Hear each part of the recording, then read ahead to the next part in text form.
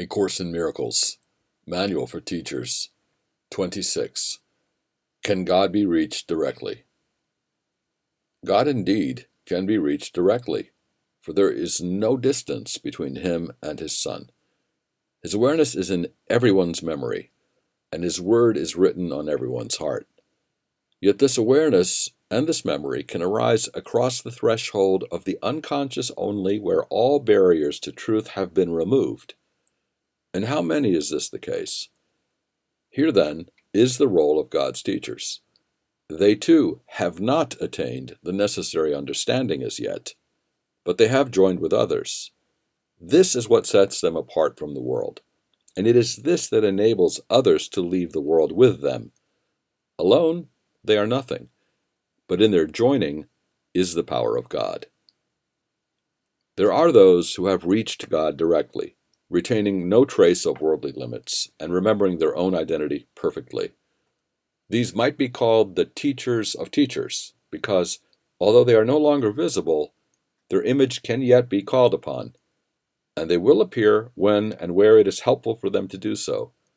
To those to whom such appearances would be frightening, they give their ideas.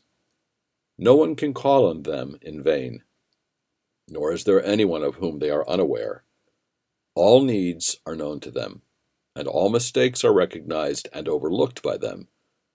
The time will come when this is understood, and meanwhile they give all their gifts to the teachers of God who look to them for help, asking all things in their name and in no other.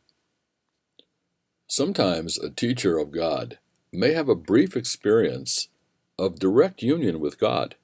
In this world, it is almost impossible that this endure. It can perhaps be won after much devotion and dedication and then be maintained for most of the time on earth. But this is so rare that it cannot be considered a realistic goal. If it happens, so be it. If it does not happen, so be it as well. All worldly states must be illusory.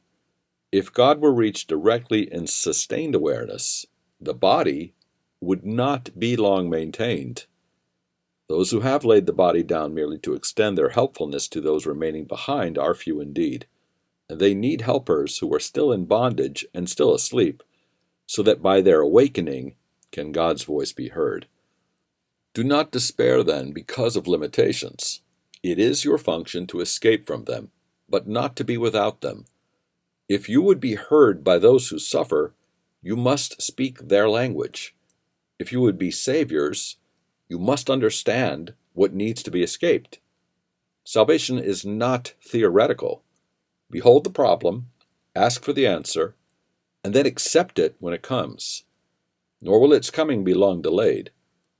All the help you can accept will be provided, and not one need you have will not be met. Let us not, then, be too concerned with goals for which you are not ready. God takes you where you are and welcomes you.